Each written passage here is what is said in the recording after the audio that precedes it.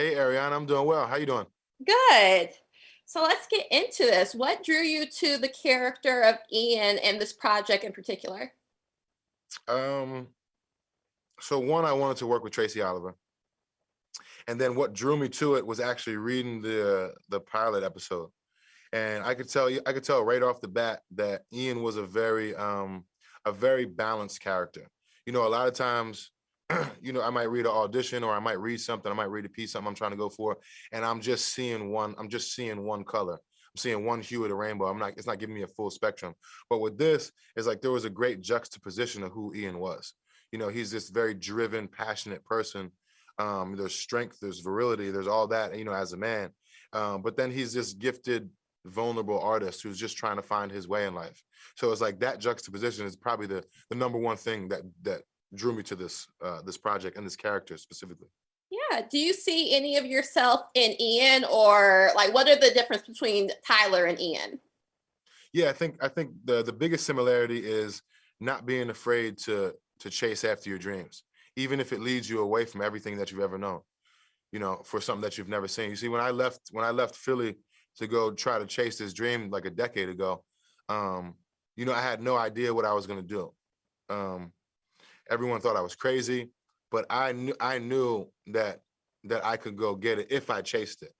And you see a lot of that in Ian too. He leaves a relationship that he's comfortable in. He leaves a city that he's known his whole life, to go to a place that he's never been before because his passion and his purpose is that important to him.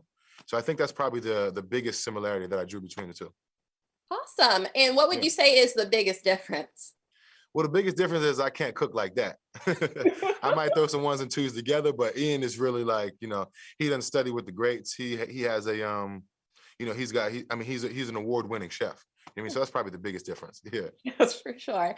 And why don't you think Ian and Camille just can't let each other go? Man, because peanut butter needs some jelly. You know what I'm saying? It's just one of those things where, you can chase what you want, but you're always gonna come back to what you need. So Oh, I feel like it's just like she's the way I see it, she's his soulmate. So it's like ain't no escaping your soulmate. And it's like life has a funny way of bringing you back to where you need to be. exactly, exactly. And what would you say was your favorite scene to shoot? Man, my favorite scene. So my favorite episode was 108 because it's a flashback episode and we get to see everybody's true backstory and how we got here.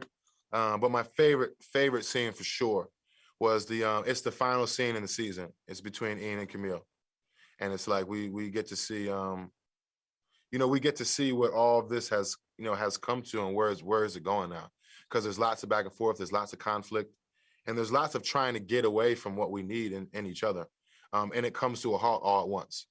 And probably the like the in a scenario that it shouldn't happen, it happens.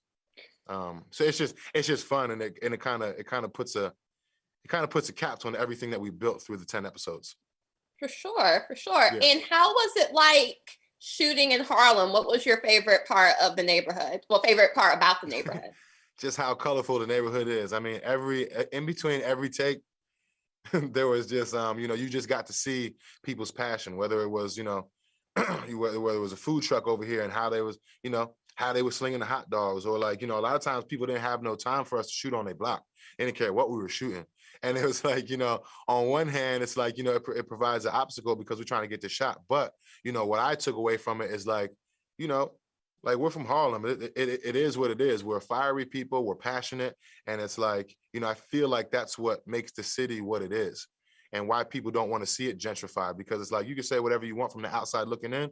But if you're here, this is how it is. And it's like we're not trying to change that for nothing. There's a sense of community. There's a sense of pride there.